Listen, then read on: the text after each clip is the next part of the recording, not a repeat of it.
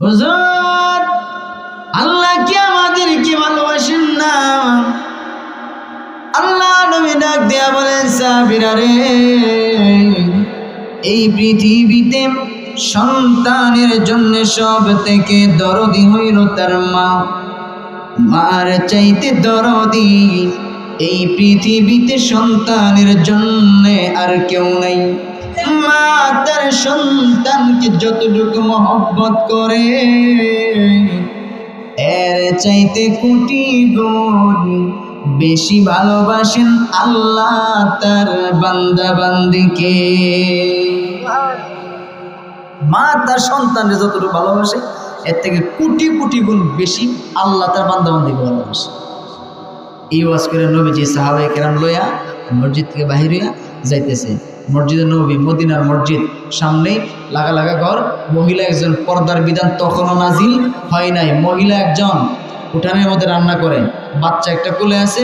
যখন চুলার মধ্যে লাকড়ি দেয়, পাতিলের সাইড দিয়ে আগুন বের হয়, তখন মহিলা বাচ্চা নিয়ে পিছনে রাখে। ওই আগুনের তাপ যেন বাচ্চার গায়ে না লাগে, এজন্য আল্লাহ রাসূলের দৃশ্যটা দেখলেন। বাচ্চা নিয়ে পিছনে রাখে, বাচ্চা আব্বাই আবার সামনে এসে বলে, বাচ্চা মানুষ তো, আবার নিয়ে মা পিছনে রাখে। আল্লাহ রাসূল বলেন, ও সাহাবায়ে কেরাম, এই দেখো প্রাণী জগতে মার অন্তরে সন্তানের জন্য কি মায়া। যেমনি কইছে এমনি মহিলা ওখান থেকে, পর্দার বিধান তো তখনও নাজিল হয়েছে না। মহিলা ওখান থেকে আল্লাহ রাসূলের প্রশ্ন, এই পৃথিবীর কোন মা আসেনি গো যেই মা নিজের হাতে নিজের সন্তানকে আগুনের চুলায় দিতে পারে? আল্লাহ নবী বলেন, মহিলা গো, এই পৃথিবীর কোন মা পারবে না তার নিজের হাতে নিজের সন্তানকে আগুনের চুলার মধ্যে দিতে পারে, এমন মা পৃথিবীতে নাই। মহিলা ডাক দিয়া বলেন, আল্লাহ নবী গো, আপনি না বলেছেন মার চাইতে আল্লাহ রাব্বুল আলামিন কোটি কোটি গুণ বেশি দয়ালু? ওগো আল্লাহর নবী, আমি মা পারি না আমার সন্তানকে দুনিয়ার আগুনের চুলায় দিতে। আল্লাহ না রহমানুর রহিম? আল্লাহ রহমানুর রহিম হইয়া, এত দয়ালু, এত দরদি হইয়া, কেমনে গো তার গুনাহগার বান্দা বান্দিকে জাহান্নামের কঠিন চুলাই দিবে? জোর আমি পারি না দুনিয়ার আগুনের চুলায় আমার সন্তানকে দিতে, আপনি বলতেছেন পৃথিবীর কোন মাও পারবে না। এখন প্রশ্ন হইল, আল্লাহ না রহমানুর রহিম? আল্লাহ না এত দয়ালু, এত মায়াবী? আল্লাহর গুনাহগার বান্দা বান্দিকে আল্লাহ কিয়ামতের মাঠে জাহান্নামের কঠিন চুলায় কেমনে দিবে? আল্লাহ না এত দয়ালু? আমি তো সাধারণ একটু দয়াময় আমার অন্তরে, আমি দিতে পারি না আমার সন্তানকে দুনিয়ার আগুনের চুলায় দিতে। এই প্রশ্নের জবাব রাসূল কি দিবে? প্রশ্ন তো আল্লাহ বরাবর। আমি পারি না আমার সন্তানকে দুনিয়ার আগুনের চুলায় দিতে। আল্লাহ নবী গো, আপনি তো বলেছেন পৃথিবীর কোনো মা পারবে না। এবার আবার প্রশ্ন, আল্লাহ কেমনে গো রহমানুর রহিম হইয়া, এত দয়ালু, এত মায়াবী হইয়া, কেমনে গো তার গুনাহগার বান্দা বান্দিকে আল্লাহ জাহান্নামের কঠিন চুলাই দিবে? আল্লাহ নবী নিচের দিকে তাকায় কান্দে, প্রভু গো, এই প্রশ্নের জবাব আমি কিভাবে দিব? প্রশ্ন তো তোমার বরাবর করা হয়েছে গো আল্লাহ। আল্লাহ তুমি যদি উত্তর জানায় না দাও, আমি কিভাবে জবাব দিব? আল্লাহ রাব্বুল আলামিন জিবরাইলকে ডাক দিয়ে বলেন, জিবরাইল রে, আমার নবী নিচের দিকে তাকাইয়া চোখের পানি ছেড়ে দিয়ে কাঁদে, যারে জিবরাইল, উনি আমার এমন নবী যেই নবীর দিকে তাকাইয়া আমি আল্লাহ আসমান জমিন চন্দ্র সূর্য ইহকাল পরকাল যা কিছু আছে সব কিছু বানাইলাম। আমার নবী নিচের দিকে তাকাইয়া চোখের পানি ছেড়ে দিয়ে কাঁদলেন, যারে জিবরাইল যাও, প্রশ্নের জবাব নবীকে জানায়া দাও। আল্লাহ রাব্বুল আলামিন প্রশ্নের জবাব জিবরাইলকে শিখিয়ে দিলেন, ও জিবরাইল, আমার বন্ধুরে গিয়ে আগে সালাম দিবা, তারপরে প্রশ্নের জবাব জানায়া দিবা। জিবরাইল আয়েশা বলেন, আসসালাতু ওয়াসসালামু আলাইকা ইয়া রাসূলুল্লাহ। আল্লাহ নবী গো, আল্লাহ রাব্বুল আলামিন এই মুহূর্তে আপনাকে সালাম দিয়েছেন। হুজুর, আল্লাহ সালাম দিয়েছেন আর আপনার প্রশ্নের জবাব আল্লাহ জানাইছেন। আল্লাহ তাআলা বলেছেন, যেই সমস্ত মানুষ আল্লাহর গোলাম হয়ে যাবে, আল্লাহর বান্দা হয়ে যাবে। গোলাম কাকে বলা হয়? যে করে গোলামি তারে বলা হয় গোলাম। যে করে আবদিয়ত, যার মধ্যে আছে আবদিয়ত সে হইল আব। যার মধ্যে আছে বন্দিগি তাকে বলা হয় বান্দা। বান্দা হলো উর্দু শব্দ, উর্দু শব্দের বাংলা হইল গোলাম বা দাস। আরবিতে বলা হয় আব্দ, আরবিতে কয় আব্দ, উর্দুতে কয় বান্দা, বাংলাতে বলে গোলাম বা দাস। আল্লাহ রাব্বুল আলামিন বলেছেন, যারা গোলামি করবে আল্লাহর, যারা বন্দিগি করবে আল্লাহর, আর বন্দিগি এবং ঈমানের মধ্যে যারা শিরিক করবে না আল্লাহর সাথে, অর্থাৎ যারা আল্লাহর গোলামি করবে, শিরিক করবে না, আর গোলামি যে করবে ওই গোলামিটা হবে আপনি নবীর তরিকায়। এই তিন কাজ, এক নাম্বার যারা আল্লাহর গোলামি করবে এবং গোলামি করবে আপনার তরিকায়, আর শিরিক করবে না, আল্লাহ রাব্বুল আলামিন এই সমস্ত বান্দা বান্দিকে আল্লাহর বান্দা বলে ঘোষণা দিবেন। আল্লাহ যাদেরকে আল্লাহর বান্দা বান্দি বলে ঘোষণা দিবেন, আল্লাহ রাব্বুল আলামিন এই মুহূর্তে ঘোষণা দিয়েছেন, ওই সমস্ত বান্দা বান্দিকে মহান আল্লাহ কোনদিন জাহান্নামে দিবেন না। অর্থাৎ যারা আল্লাহর গোলামি করবে তারা আল্লাহর গোলাম, যারা আল্লাহর ইবাদত করে তারা আল্লাহর বান্দা। আর ইবাদতটা হইতে হবে, গোলামিটা হইতে হবে নবীর তরিকায়, শিরিক করা যাবে না। এই যদি হয় ব্যক্তি, এই যদি হন আপনি, তাহলে আল্লাহ আপনাকে আল্লাহর বান্দা বলে ঘোষণা দিবেন। কারণ আপনি আমি বলতে পারি যে আমরা আল্লাহর বান্দা, আমরা মুমিন, আমরা মুসলমান, আল্লাহ তো কোন না।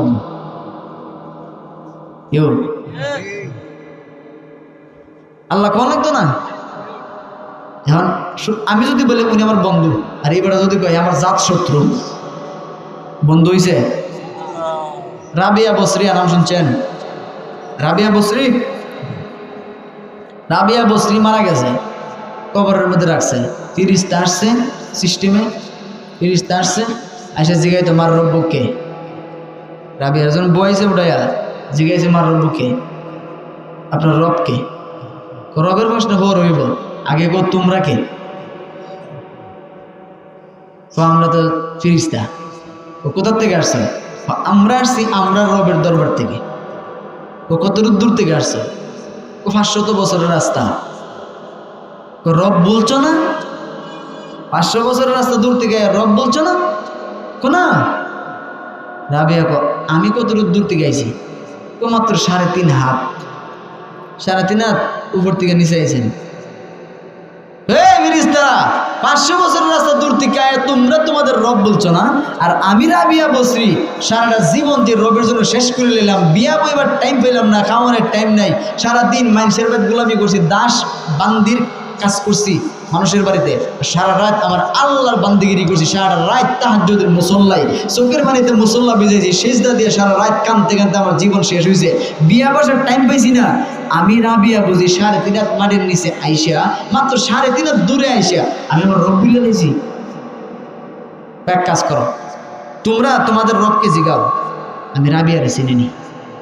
কারণ আমি যদি কই যে আমার রব আল্লাহ, আর আল্লাহ যদি বলেন যে রাবিয়ারে আমি চিনি না, তাহলে আমার এই দাবি হইল না, আমার এই দাবি চললো না।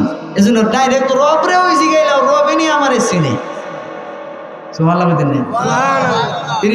আল্লাহ এমন এক বেসুলা বান্দির কবর বাড়াইছেন, আমরা দিয়ে উল্টা কষ্ট করে বেসে বলাই দিছে।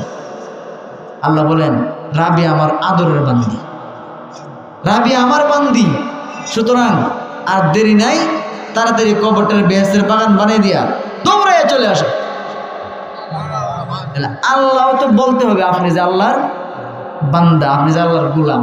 যদি এই স্বীকৃতি আল্লাহ আপনারা দেয়া দেয় যে আপনি আল্লাহর গোলাম, তাহলে তো আপনি পার হয়ে গেছেন, ঠিক না? আল্লাহ আমাদেরকে অত্যন্ত ভালোবাসেন।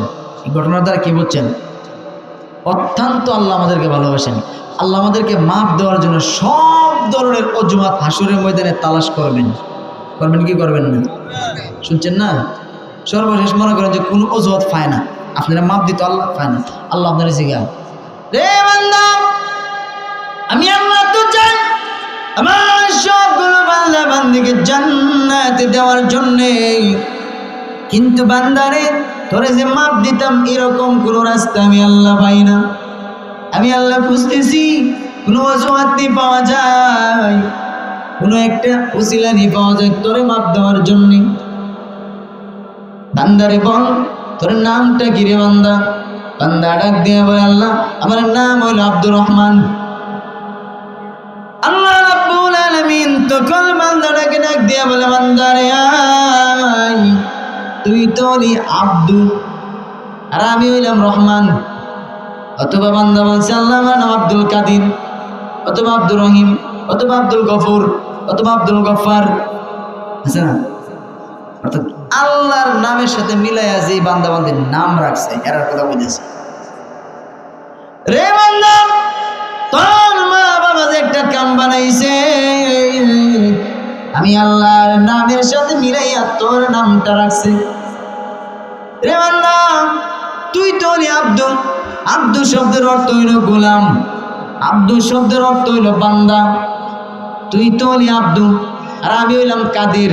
তোর নাম হয়েছে আব্দুল কাদির, কাদির তো আমার নাম, তুই হইলি শুধুমাত্র আব্দু অর্থাৎ কাদিরের বান্দা। আজকে যদি তোরে জাহান্নামের মধ্যে দেই, তুই আব্দুর সাথে আমি কাদিরের নামটাও জাহান্নামে যাই। যা রে বান্দা যা, আব্দুল কাদির নাম রাখার ওসিলায় আজকে তোরে আমি জান্নাত দান করে দিলাম। সুবহানাল্লাহ। কারণ এই আব্দুল কাদির, কাদির, রহিম, রহমান, সত্তার, তারপরে গফুর, গফার, এই সমস্ত নাম, এই নামগুলো কার? আল্লাহর নাম। এই জন্য কারো নাম যদি তাই আব্দুল কাদির, তারে হুদা, ও কাদির, ও মিয়া রহিম, ও মিয়া রহমান, এরকম করে শুধু নামটা দৈরে ডাকা কবিরা গুনাহ। কি গুনাহ? কবিরা গুনাহ। কারণ সে তো কাদির না, কাদির তো হলো আল্লাহ, এলো আব্দুল কাদির অর্থাৎ আল্লাহর বান্দা। ওই যে শুরুতে আব্দু আছে, আব্দুর রহমান, আব্দু, আব্দু মানে বান্দা, আর রহমান কে? আল্লাহ। আব্দুর রহমান এই কথাটার অর্থ হয়েছে রহমানের বান্দা, রহমান কে? আল্লাহ।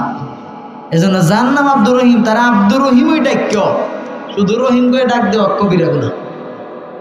কি গুনাহ? কবিরা গুনাহ। কারণ সে তো কাদির না, কাদির তো হলো আল্লাহ, এলো আব্দুল কাদির অর্থাৎ আল্লাহর বান্দা।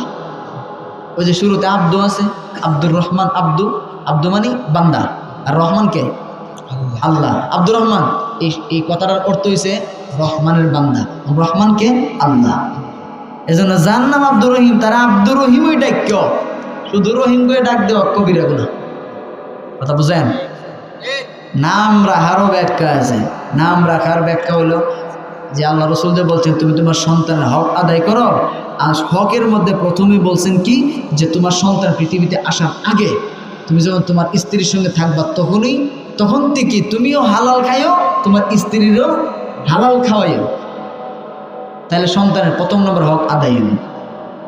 2 নম্বর, সন্তান পেটের মধ্যে আসার পরে মা বাপ দুজন নেক কাজ করো। বিশেষ করে মাকে বলেছে, মা গো তুমি কিন্তু নেক কাজ করো, কারণ যেটার ভিতরে যেটা গঠন হয় ওটার আসরে পাওয়া যায়। কেরাসিনের বোতলের মধ্যে যদি ঘি রেখে দেয়, কি এর গ্যারান করবো? কেরাসিনের গ্যারানি করবো, ঠিক না?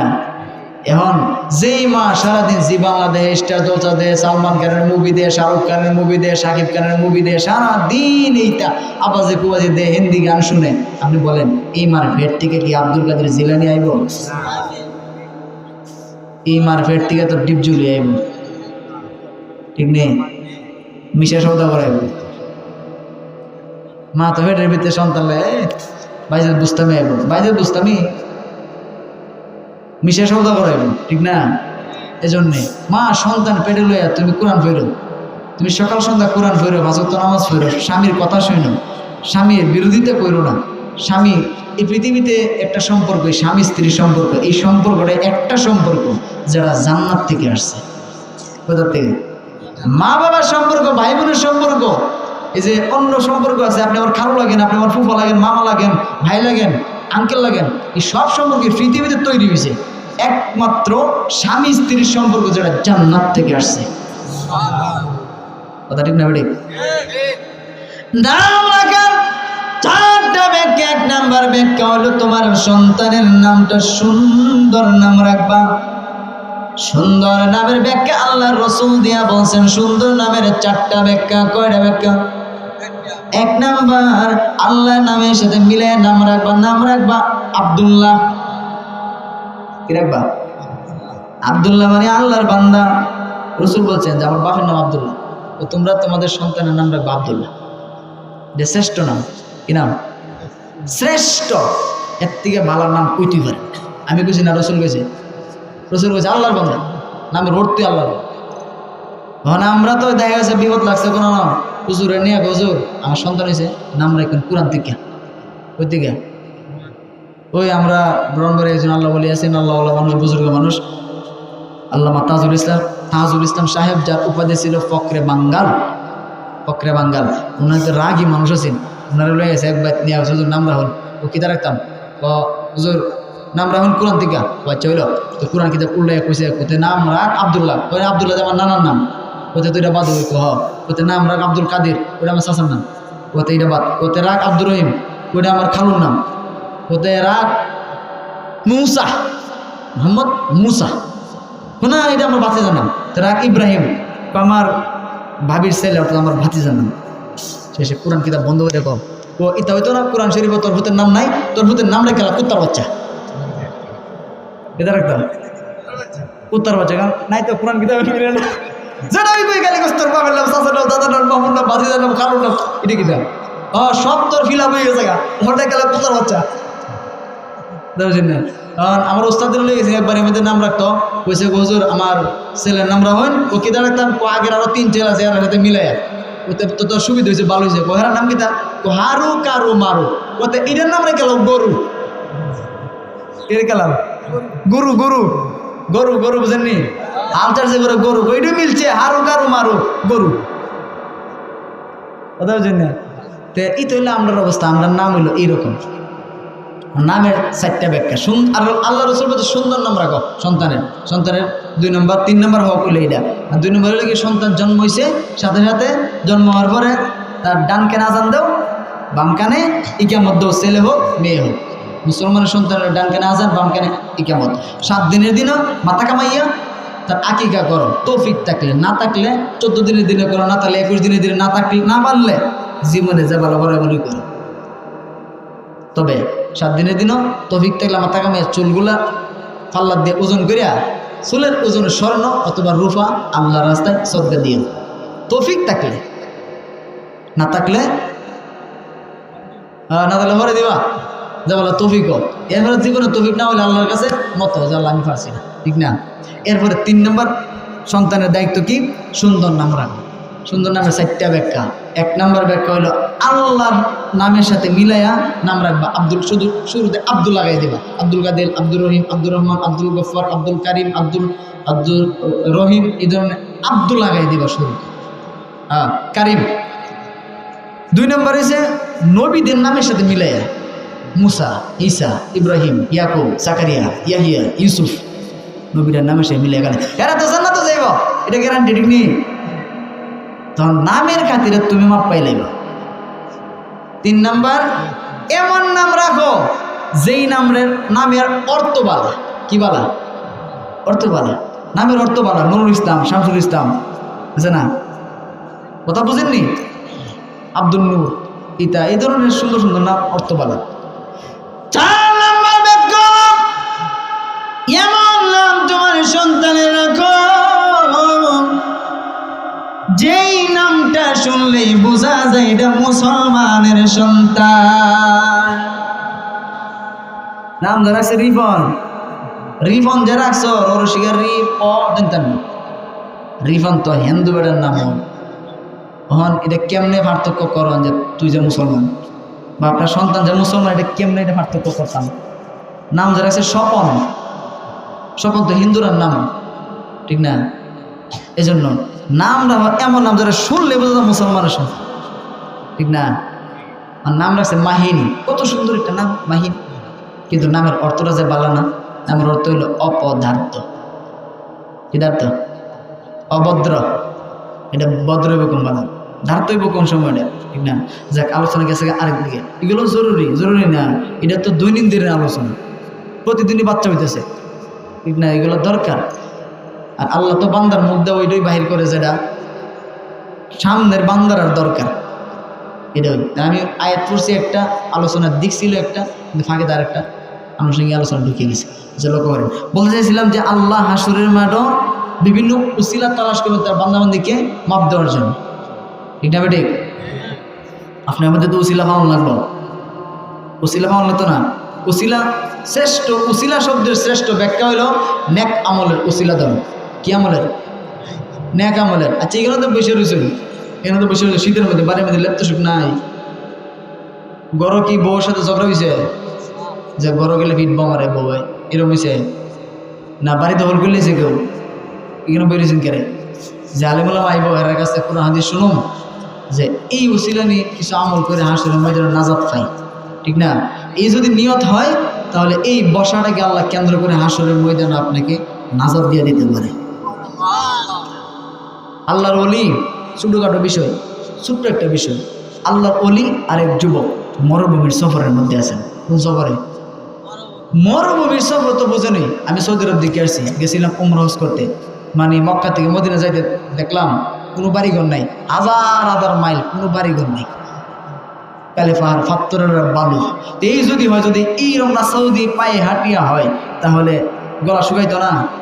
গলা শুকাইয়া আল্লাহর ওলি গলা কাটা মুরগের নাই জমিনে বেড়ে চোখ ফুটি করে শুরু করছে, চারটে শুরু করছে, মারা যাবে, মরণের উপক্রম। এই অবস্থায় যুবক একটা সাথে আছে, তার ব্যাগের মধ্যে পানি আছে। যুবক চিন্তা করে এই মুহূর্তে আল্লাহর ওলি বুজুর্গ মানুষ, 5 ওয়াক্ত নামাজি মানুষ, সে যদি আমার চোখের সামনে পানির পিপাসায় মারা যায় আর আমার ব্যাগের মধ্যে পানি আছে রে, এই অবস্থায় কিয়ামতের মাঠে আল্লাহর সামনে আমি যুবক কি জবাব দিব? আবার চিন্তা করে হুজুরকে যদি আমি পানি দিয়া দেই সামনের মরুভূমির মধ্যে, আমার যদি আবার পানি শেষ হয়ে যায়, পানির কারণে আমি যদি আবার ক্লান্ত শ্রান্ত হয়ে যাই, তখন আমার কি হবে? আমি দিয়ে আবার মারা যাব, এই টেনশন আছে না নাই? আসেনি? এরপরেও যুবক চিন্তা করে হায় হায় রে, আল্লাহর ওলির জবানের মধ্যে পানি ঢালিয়া দিব। আল্লাহর দরবারে ডাক দিয়া বলে, আকাশের দিকে তাকে যুবক ডাক দিয়ে বলে, প্রভু গো, তোমার প্রিয় বান্দার মুখের মধ্যে পানি ঢালিয়া দে, সামনে আর মরুভূমি, আমাদেরকে আর তৃষ্ণা লাগাইও না। এই অবস্থায় এই ঘটনাটা আমাদের নবীজি বর্ণনা করতেছেন। এই অবস্থায় যুবক আল্লাহর ওলির মুখের মধ্যে পানি ঢালিয়া দিলেন। দুজন পানি পান করে আর কারো কোনো সমস্যা হইল না, দুজন মরুভূমি পার হয়ে চলে আসছেন। আল্লাহ রাসূল বলেন, এই দুজনকে আল্লাহ পাক কিয়ামতের মাঠে সাক্ষাৎ করাইয়া দিবেন। কেমনে সাক্ষাৎ করাবেন? আল্লাহর ওলিকে যখন আল্লাহ রাব্বুল আলামিন জান্নাতে টিকিট দিয়া বলবেন, যান, আপনি আপনার গুনাহ নাই, আপনি বেগুনাহ মাসুম, বিনা হিসেবে জান্নাতে যান। আর যাবেন যে জান্নাতের ওই 8 নাম্বার গেট দিয়ে আপনি জান্নাতে যাবেন। 8 নাম্বার গেটের মধ্যে আল্লাহর ওলি জান্নাতের টিকিট হাতের মধ্যে নিয়ে দাঁড়িয়ে রয়েছেন।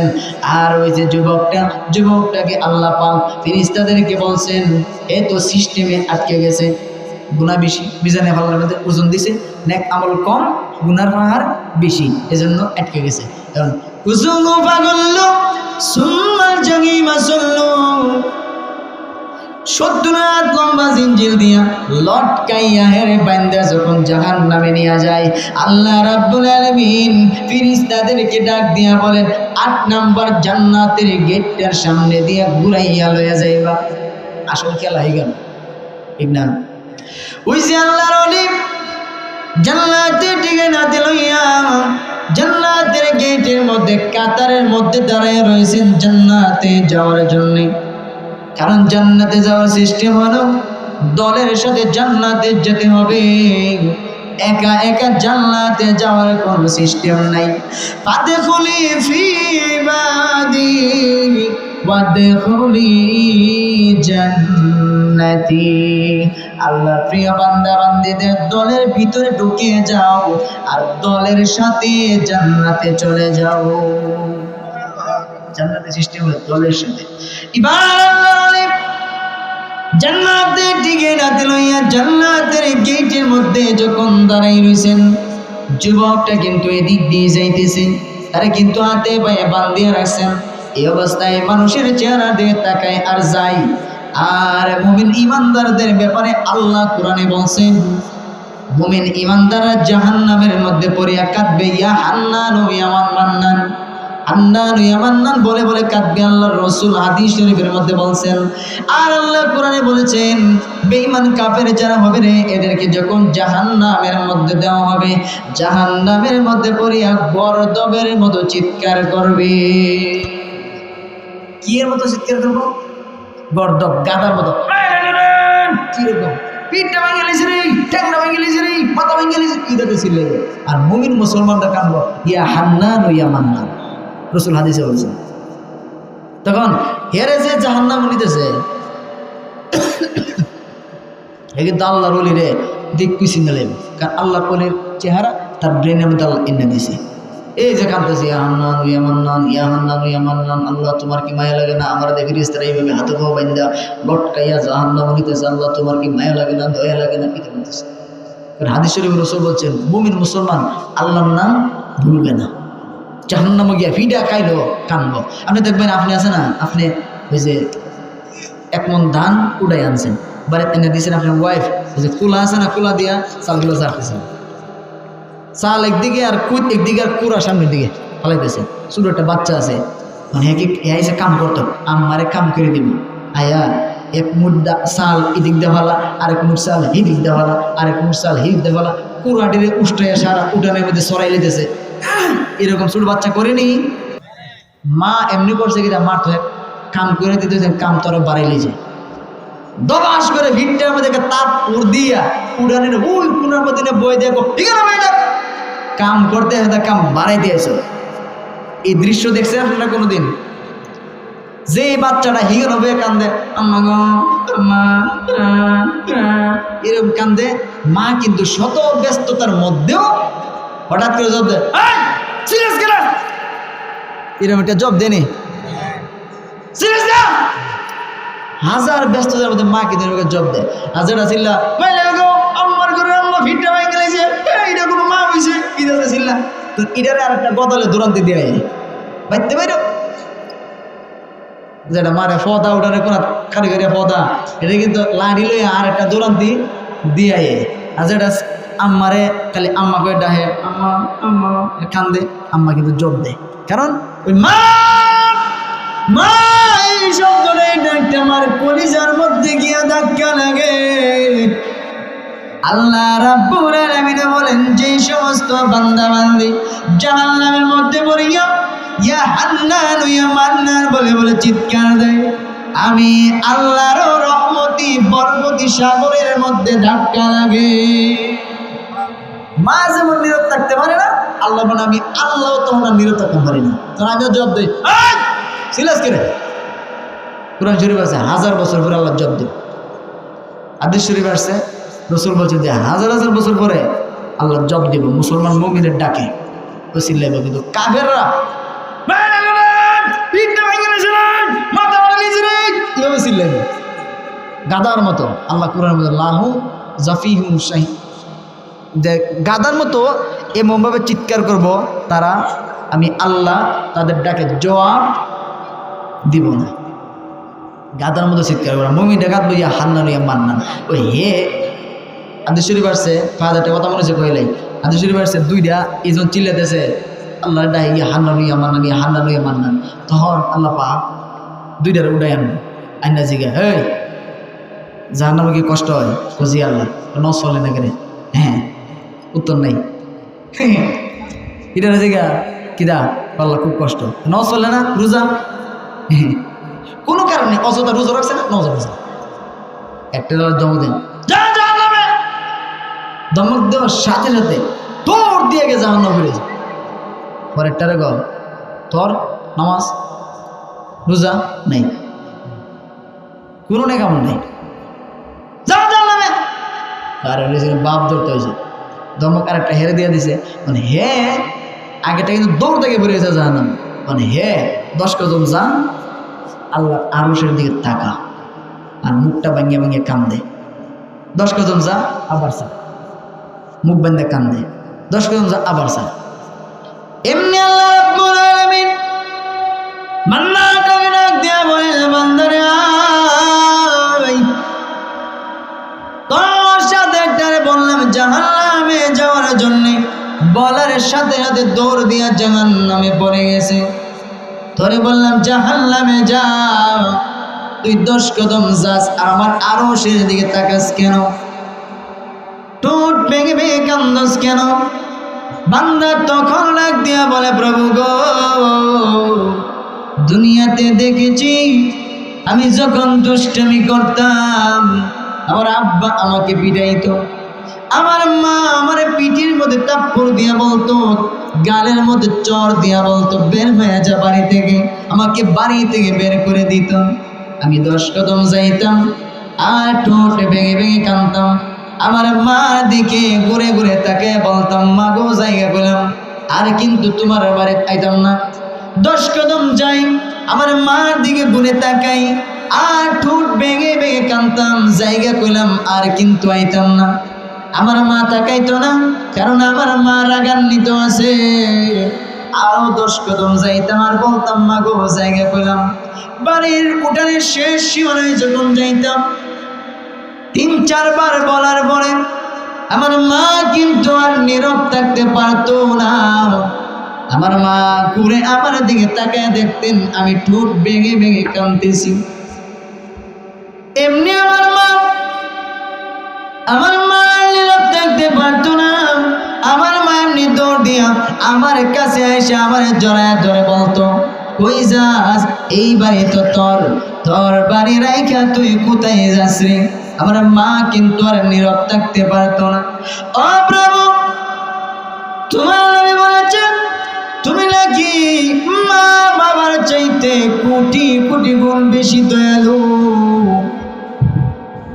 আল্লাহ আজকে কিন্তু আমি তার উল্টাটা দেখতে পাই আমার মা দৌড় দিয়ে আমাকে গিয়ে ফিরে আনতো এই আশায় আমি কিন্তু বারবার তোমার আরশে আজিমের দিকে তাকাই আল্লাহ আমার আরশের দিকে তাকাই আর তাকে দেখি গো আমার এই করুণ পরিস্থিতি দেখে আমার এই করুণ দশা দেখে আমি যে এত আযাবের মধ্যে আছি আমি তো আযাবের মধ্যে ছিলাম তুমি কিন্তু আমারে উঠে আনছো যখন উঠে আনো তখন আমি মনে করছিলাম মনে হয় আমার আযাব বুঝি শেষ হইছে আর মনে হয় তুমি আর জাহান্নামে দিবা না এই আশায় কিন্তু আমি আসছিলাম এখন যখন আবার জাহান্নামে যাও বলে তুমি আদেশ দিয়েছো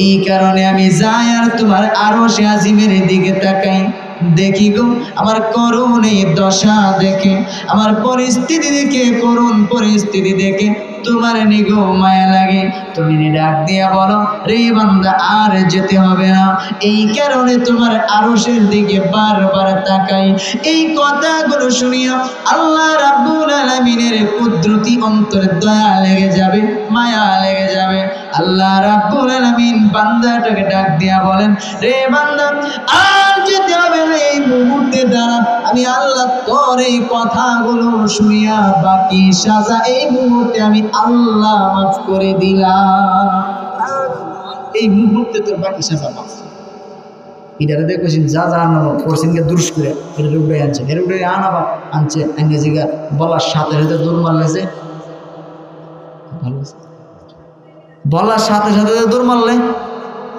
পাল্লা দুনিয়ার মধ্যে আপনি আবার বানাইছিলেন আপনার একটা কত মানছি না পয়সা নামাজ পড়িস পড়ছি না পূজা রাখিস রাখছি না সুদ খাইস না খাইছি মিথ্যা বলিস না বলছি আল্লাহ সব পাপের কাজ আমি করছি আপনি রাগ করিয়া আমার জাহান্নামে দিয়ে দিচ্ছেন এখন যখন উঠাই আনছেন তখন তো বুঝলাম যে আমার মনে সাজা শেষ হয়েছে, কিন্তু না, আপনি যখন আবার দিচ্ছেন তখন বুঝলাম যে আমার সাজা শেষ হয়েছে না। দুনিয়াতে একটা কথা আপনি মানছি না, আজকে একটা কথা মানি না, আপনি যে বলছেন বল সাথে সাথে দূর মারছি, কারণ একটা কথা তো আগে মানছি না। আজকে আপনার কথাটা মানি না, প্রমাণ দিয়া দিলাম আপনি আমার মালিক, আমি আপনার গোলাম, আপনি আমার বানাইছেন। আল্লাহ তো যে যুক্তি দিছ এই কথাটার কারণে আল্লাহ হেরে আসলে এই অবস্থা আল্লাহ তারে মাপ দিয়ে দিছে, বাকি সাজা তোরও এক্ষণ মাফ করে দিলেন। আল্লাহ এইভাবে বান্দাবান্দিকে মাপ দিবেন। ওই যে হান্নানিয়া মান্নান কান্দা, তখন ওই বান্দা শেষ কথাটা কইলে হুজুর চলে আসেন, কথা বলা বিয়া দেবী হুজুরকে যখন নিয়ে আসছেন, ঠান্ডা বেড়ে গেছে বেশি, তো শেষ কথার একটা ফিনিশিং না দিলে অনেক দূর থেকে আসছে, সিলেট হবিগঞ্জ থেকে আসছে, 1 মিনিট একটা শেষ ফিনিশিং দিয়ে দেয় ইনশাআল্লাহ। তো এর যখন লইয়া যা লটকে জাহান্নাম, হে কিন্তু মানুষের চেহারা দিয়ে তাকা আর যায়, হঠাৎ আল্লাহর ওলির চেহারা দিয়ে তাকে চিন্না হয়েছে, হুজুরকে চা দেবে চিন্না, ওই ফিরিস্তার একটু দাঁড়াও, একটু কথা আছে। এই লোকটাকে আমার চিনা চিনা মনে হয়, কাছে গিয়ে হুজুর আপনি কি ওই মরুভূমির মধ্যে দিয়ে আমি পানি পান করেছিলাম, গলাকাটা মুরগের নেয় চটপটি করছিলেন, পানি পান করেছিলাম, আমি নিজে না খাইয়া পানিটা ঢেলে দিয়েছিলাম, এই লোকটা কি আপনি না? আল্লাহ তার কথা তার ব্রেনের মধ্যে ইয়াদ করে দিয়েছে, তার ব্রেনের মধ্যে মনে করে দিয়েছে, ব্রেন দিয়ে দিয়েছে, তখন ইয়াদ হয়ে গেছে। কারণ আল্লাহ তো কোরআন বলছেন যারা পরিমাণ নেক কাজ করবা ফলাফল পাইবা, বদলা পাইবা, যারা পরিমাণ গুনাহ করবা ফিডা পাইবা, ফিডা শাস্তি পাইবা। ওই যে পানি পান করে চিনতে এটা হেরে কবুল, আল্লাহ এমনভাবে কবুল করছে, এর মাপ দেওয়ার উসিলা বানাই নিয়েছে। হুজুর আপনি কি ওই হুজুর না? তো হুজুরে কও হ্যাঁ আমি তো ওই হুজুর যে গলাকাটা মুরগির নেয় চটপটি করছিলাম পানির পিপাসায়, তুমি পানি নিজে পান না কইরা আমার মুখের মধ্যে পানি ঢেলা দিয়েছিল, তোমার পানি পান করে আমি বাচ্চা ছিলাম। তো যুবক কয় হুজুর ওই সময় আপনার মুসিবতের সময় আমি আপনার পানি পান করেছিলাম, আজকে আমি মুসিবতে পড়ে গেছি, এই যে আপনার হাতে জান্নাতের টিকিট। আল্লাহর বিধান হইল যারা আল্লাহ জান্নাতের টিকিট দিয়ে দেয় আর টিকিট ক্যান্সেল করেন, প্রয়োজনে তার কথায় আল্লাহ আরেকটা দেয়।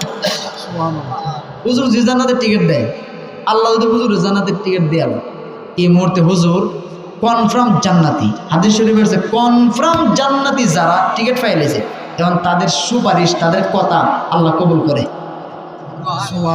হুজুর আমি যে পানি পান করেছিলাম এই কথাটা তো মনে আছে, বলা হয় টিকিট লিয়ে খারাপ হয়েছেন, এখন যদি আপনি আমার কথাটা আল্লাহরে বইলা পানি যে পান করেছিলেন এই কথাটা একটু বইলা সুপারিশ করেন, আপনার সুপারিশ যদি আল্লাহ কবুল করে তো আমি মাপ পাইলেছি, হয়তো সুপারিশ কবুল না করে কোনো আপত্তি নাই আর কোনো দাবিও নাই।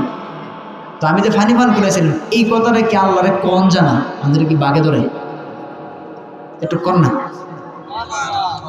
এবার আল্লাহ ওলি শেষ কথাটা ওই আরশে আজিম বরাবর দরখাস্ত দিয়ে দিল, প্রভু তোমার বান্দা এত গুনাহ লইয়া হাজির হয়েছে, তার নাজাতের জন্য কোনো উসিলা নেই গো আল্লাহ, কিন্তু আমি তাকে দেখি তোমার বান্দা পানি পান করানোর দায়িত্ব তোমার বান্দা, পানি যে আমারে পান করাইছিল ওই দাবি লইয়া হাজির হয়েছে। প্রভু গো আমি জান্নাতের টিকিট নিয়ে দাঁড়ানো, তোমার বান্দা এই রাস্তা দিয়ে জাহান্নামে যায়, চিনে ফেলেছে আমার যে সে পানি পান করাইছিল। ও প্রভু ওই দিন আমি গলা কেড়ে মরে গেলাম, চটপটি করছিলাম মরুভূমিতে পড়িয়া, তোমার বান্দা পানি পান না করে নিজে পানি পান না করে আমার মুখের মধ্যে পানি ঢেলে দিয়েছিল। আল্লাহ তুমি কি পারো না গো এই নেক আমলটাকে ওসিলা বানাইয়া তারে মাফ করে দিতে, তুমি কি পারো না? আল্লাহ তখন ডাক দিয়া বলেন হে আমার ওলি,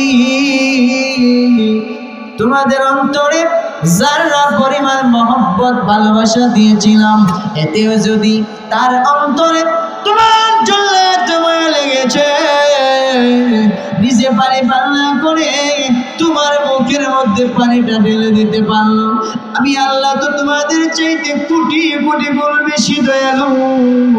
আজকে আমি আল্লাহ কি পারি না রে তোদের মুসিবতের সময় তোদেরকে সাহায্য করতে? যারা পরিমাণ মহব্বত দেখছে যদি নিজে পানি পান না করে তোমার মুখের মধ্যে পানি ঢেলে দিতে পারে, আমি আল্লাহ কি পারি না রে তোদের মুসিবতের সময় তোদেরকে সাহায্য করতে। যারে বান্দা, আমার বান্দা যে তোরে পানি পান করাইছিল, এই নেক আমলটাকে ওসিলা বানাইয়া আজকে আমি আল্লাহ ঘোষণা করে দিলাম, আমার বান্দাকে আর একটা জান্নাতের টিকিট দিয়া দিলাম। অর্থাৎ আমার বান্দারও আযাব মাফ, পানি পান করেছিল এই উসিলাই আমার বান্দারে তোর সাথে তোর দরখাস্ত মঞ্জুর করে আরেকটা জান্নাতের টিকিট দিয়া দুজনকে একসাথে জান্নাতে ঢোকার পারমিশন দিয়ে দিল। এই হলো উসিলা। এই যে নেক আমলের উসিলা, আল্লাহ ওয়ালার মহব্বত, আল্লাহ জান্নাতের উসিলা বানিয়ে দিতে পারে। আল্লাহ আমাদেরকে আশা বসা ওলামায়ে কেরাম মোহাম্মদ ভালোবাসা এবং কালো ভাই এরা যারা আছেন যুবকরা এবং প্রবাসীরা সবাই মিলে দিলে যে একটা মাহফিল করে, আমরা অত্যন্ত খুশি যে এই মাহফিলের দ্বারা এলাকার মানুষের কাছে দ্বীনের আলোচনা পৌঁছে, উলামায়ে কেরামের আলোচনা, কোরআন থেকে উলামায়ে কেরাম করেন, হাদিস থেকে করেন, আলোচনাগুলো মানুষের কাছে পৌঁছে, এগুলা আমাদের জন্য পরকালে নাজাতের উসিলা এবং আমল করার মাধ্যম। ওয়াজ মাহফিলের দ্বারা মানুষের, মুসলমান মুমিনের ইমানের ব্যাটারি চার্জ হয়। কি হয়? চার্জ হয় আর কি, চার্জ হয় যে আজকে ওয়াজ শুনছেন, কমপক্ষে কয়েকদিন আপনার ব্রেনের মধ্যে দিন, ইসলামের, আল্লাহ রসুলের এবং পরকালের কিছু বিষয় দিয়ে আপনার ব্রেনের মধ্যে লাড়া খাইবে। আপনার নামাজ পড়া মন চাইব, মনটা চাইব যে কালকা ফজর নামাজটা পড়ি, কিন্তু শয়তানে পড়তে না দিল, কিন্তু মনটা কিন্তু চাইব, এই যে একটু চার্জ হয়েছে যে এই জন্য একটু মনটা চাইব যে কালাতে একটু নামাজ পড়ি। এই জন্য 5 ওয়াক্ত নামাজটা জামাতে পড়ার ইচ্ছা আছে তো ইনশাআল্লাহ। সামনে রমজান মাস আসতেছে, এখন থেকে কোনো একটু রোজা টোজা রাখবেন, শরীরের একটু প্রস্তুতি গ্রহণ করবেন, যাতে রমজান মাসে রোজা রাখতে গিয়ে কষ্ট না হয়। কথা ঠিক না? আল্লাহ পাক আমাদেরকে বুঝার আমল করার তৌফিক দান করুক।